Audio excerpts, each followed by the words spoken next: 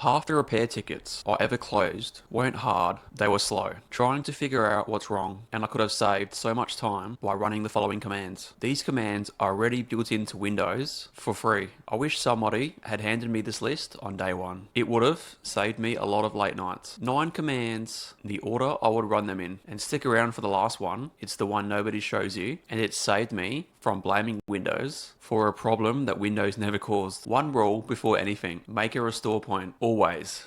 A couple of these touch the drive and the network, and you want to way back. One line of PowerShell does it. It's on screen, pause it, copy it, done. And look, you don't need to memorize all of these commands. You just need to know which one matches the symptom. That's the whole skill. So here's where most slow PC jobs actually live. Out-of-date software and corrupt system files. The first 3 commands fix both. And there's an order that most people get wrong. Get it wrong and you'll be chasing your tail for an hour. Alright, number 1, we'll update everything in one hit. It's winget. We'll put the command on screen. So winget upgrade -- all.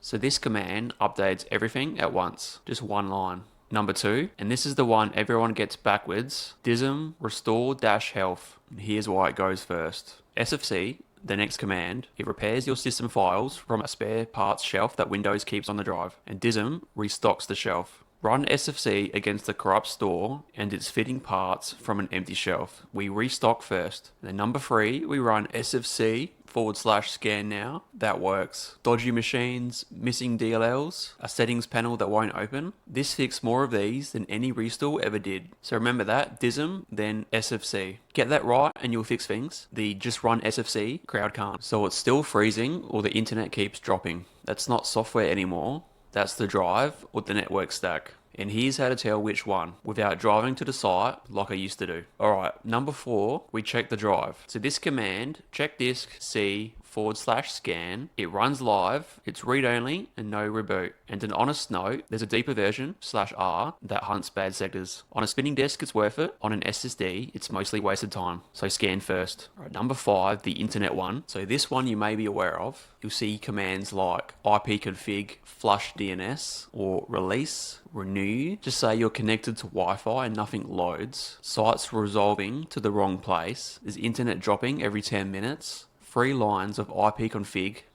You can flush the DNS cache. You can drop the DHCP lease. You can grab a fresh one. Alright, number 6, the last network resort. If ipconfig doesn't work, then do this. So netsh winsock reset. The sockets layer itself is corrupted. Usually a dodgy VPN or a half-removed antivirus. So we reset winsock, then we reset the IP stack. Exact commands on screen. Any Wi-Fi related issues, or if you're unable to get an IP, this is a good one. After this, you're allowed to blame the hardware. So the last 3 aren't fixes, they're the diagnosis. Because before you tell anyone the drive's dying or the battery's cooked, check first. Guessing is what costs you money. And if you're finding these useful, the full write-up, every command, copy-paste ready, will be on my blog, link below. Anyways, number 7, drive health. Get -physical disk. One line of PowerShell, it asks every disk in the machine how it's feeling. It's on screen. If it's healthy, stop blaming the disk and look elsewhere. Anything else, back up now, order the replacement. This one line has stopped me throwing good money at the drive when it was fine.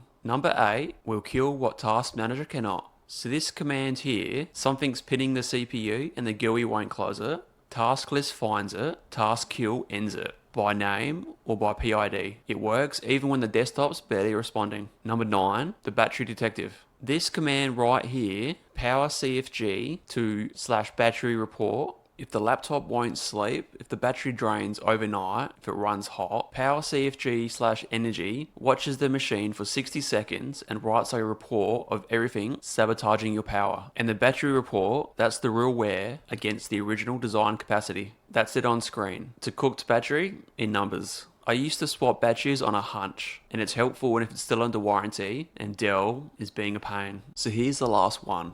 The one I promised you at the start, and the one I learned the expensive way.